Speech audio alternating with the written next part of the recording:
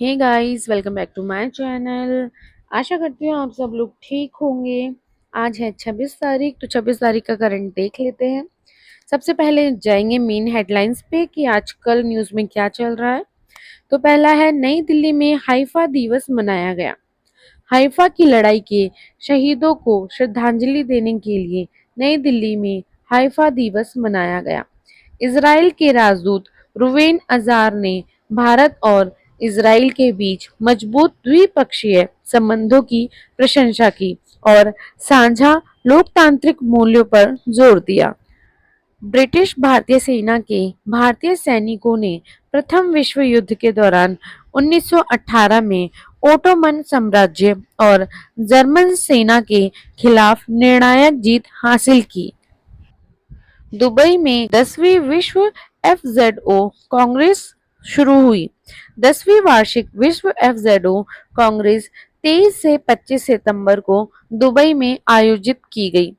विषय वस्तु थीम थी johns and the shifting global economics structures, unlocking new investment avenues.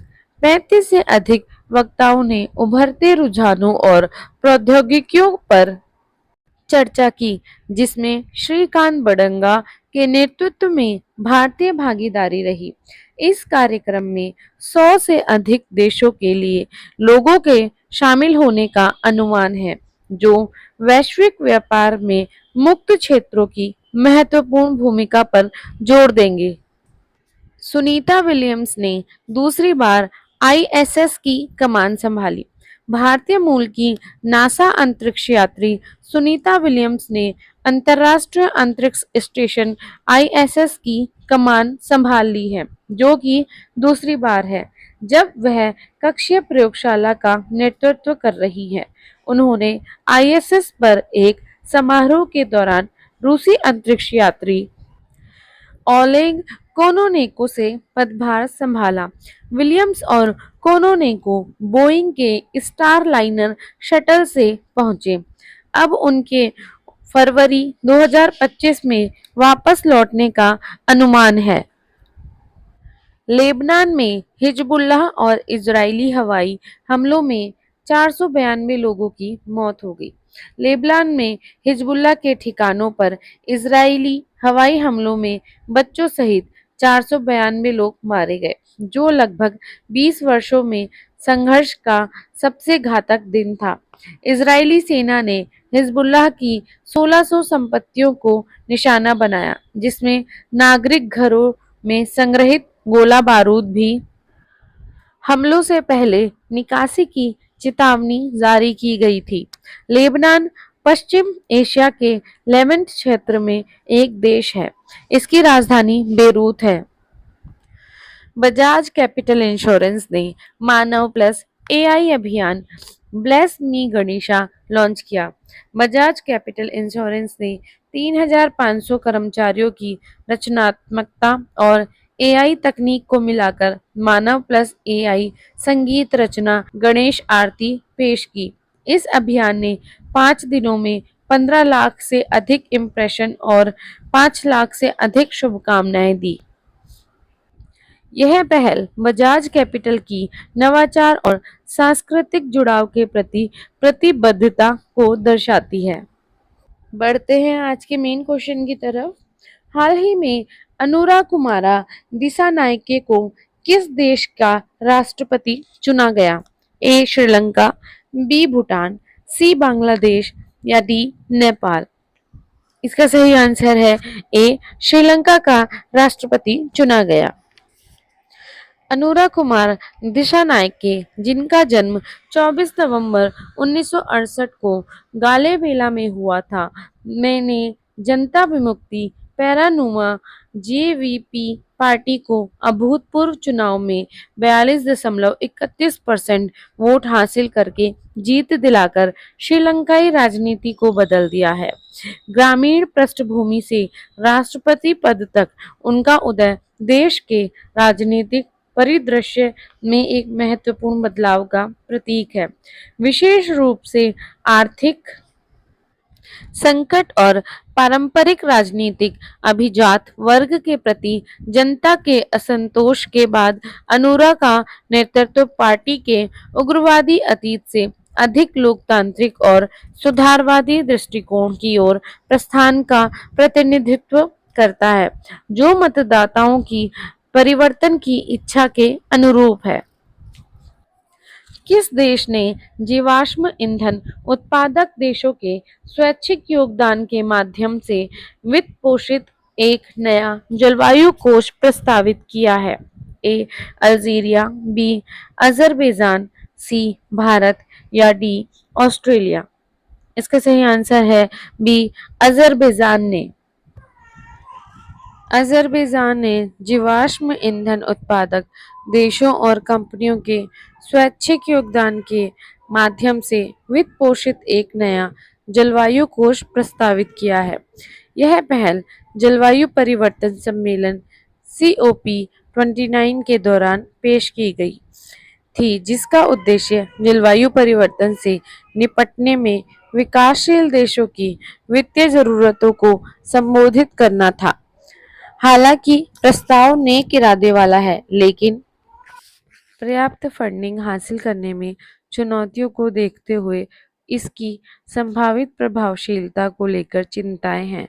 Fund की स्थापना जलवायु वित्त वार्ता में चल रहे संघर्षों को दर्शाती है, विशेष रूप से जलवायु कार्रवाई के लिए पर्याप्त संसाधन जुटाने के लिए विकसित देशों की प्रतिबद्धता के संबंध में। हाल ही में आई रिपोर्ट के मुताबिक किस राज्य में दलितों पर अत्याचार के सबसे ज्यादा मामले दर्ज किए गए हैं?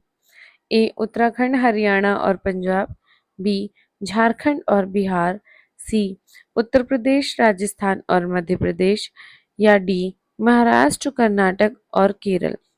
इसका सही आंसर है सी उत्तर प्रदेश, राजस्थान और मध्य प्रदेश में। 2022 में अनुसूचित जातियों के खिलाफ लगभग 97.7% अत्याचार 13 राज्यों से दर्ज किए गए। उत्तर प्रदेश, राजस्थान और मध्य प्रदेश में ऐसे सबसे अधिक मामले दर्ज किए गए।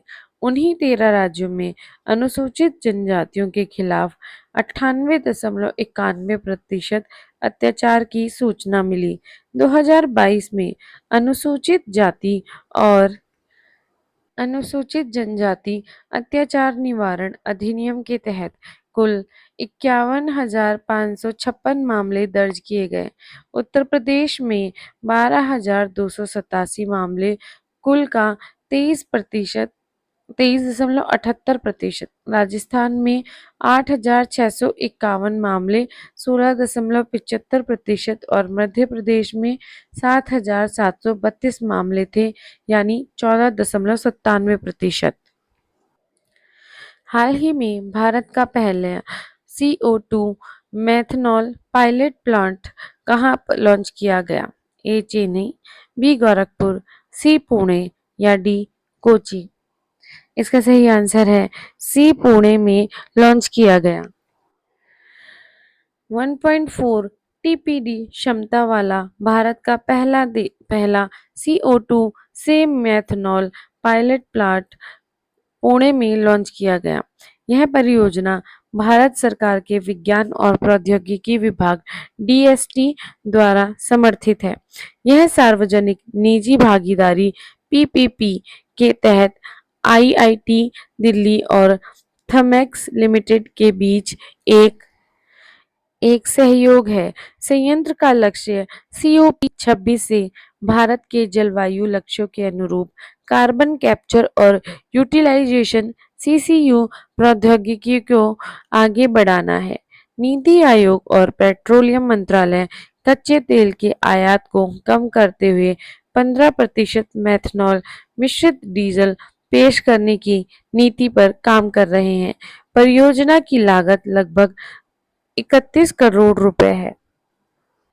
हाल ही में दिल्ली में वायु प्रदूषण से निपटने के लिए उपराज्यपाल द्वारा शुरू की गई पहल का नाम क्या है? ए धूल मुक्त दिल्ली ड्राइव, बी हरित दिल्ली पहल, सी प्रदूषण नियंत्रण कार्यक्रम या डी उपरोक्त में से कोई नहीं। इसका सही आंसर है ए धूल मुक्त दिल्ली ड्राइव। दिल्ली के उपराज्यपाल वी के सक्सेना ने सर्दियों से पहले वायु प्रदूषण को कम करने के लिए धूल मुक्त दिल्ली अभियान शुरू किया है। इस 10 दिवसीय अभियान में एमसीडी और पीडब्ल्यूडी जैसी कई एजेंसियां शामिल हैं जो धूल जमा होने से रोकने के लिए सड़कों और नालियों की सफाई पर ध्यान केंद्रित कर रही है।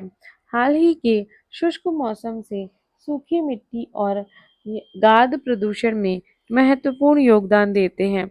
यह पहल सर्दियों के महीनों के दौरान प्रदूषण के स्तर से निपटने के लिए दिल्ली सरकार की शीतकालीन कार्य योजना के अनुरूप है।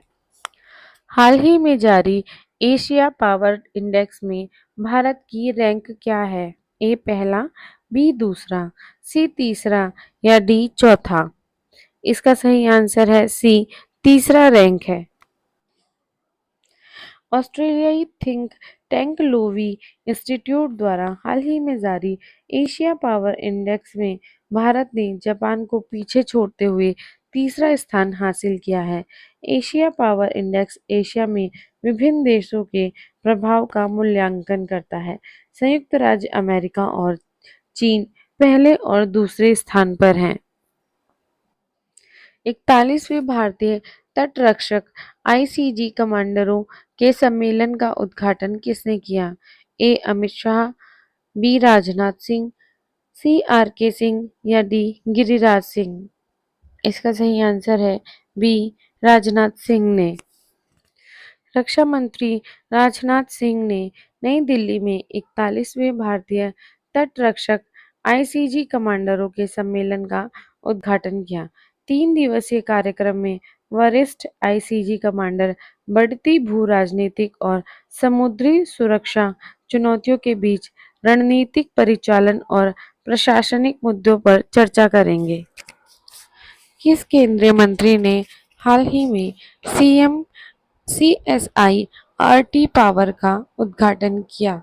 ए मनोहर लाल खट्टर, बी अमित शाह, सी पीयूष गोयल या डी एस जयशंकर।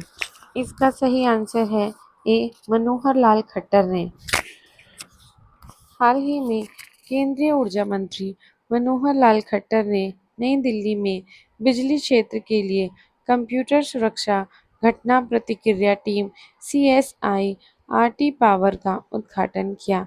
इसे CERT इन के सहयोग से लॉन्च किया गया है और यह 2013 की राष्ट्रीय साइबर सुरक्षा नीति के अनुरूप है। विश्व फार्मासिस्ट दिवस प्रतिवर्ष कब मनाया जाता है? ए 23 सितंबर, बी 24 सितंबर, सी 25 सितंबर या डी 26 सितंबर। इसका सही आंसर है सी 25 सितंबर को मनाया जाता है। विश्व फार्मासिस्ट दिवस प्रतिवर्ष 25 सितंबर को मनाया जाता है। यह दिवस स्वास्थ्य सेवा में फार्मासिस्टों के योगदान को वैश्विक मान्यता देने के लिए मनाया जाता है। इंटरनेशनल फार्मास्यूटिकल फेडरेशन FIP ने 2009 में इस्तांबुल, तुर्की में एक सम्मेलन के दौरान आधिकारिक तौर पर विश्व फार्मासिस्ट दिवस को मान्यता दी थी। हाल ही में किस एयरपोर्ट का नाम जगतगुरु संत तुकाराम महाराज के नाम पर रखा गया है?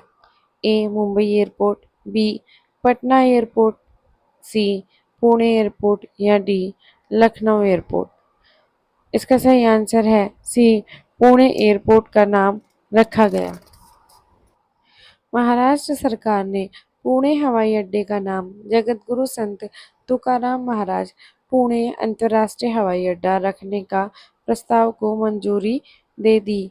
संत तुकाराम महाराज 17वीं सदी के मराठी कवि और हिंदू संत थे जिन्हें महाराष्ट्र में तुका, तुकोबार्या, तुकोबा के नाम से जाना जाता है।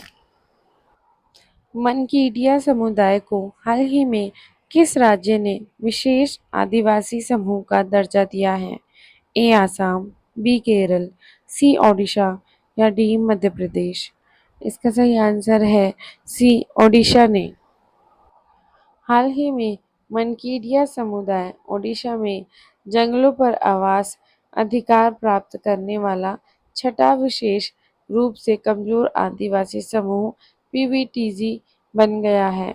मेनकीडिया समुदाय एक ऑस्ट्रो एशियाई समुदाय है जो मुख्य रूप से जंगलों से अपनी जीविका चलाता है।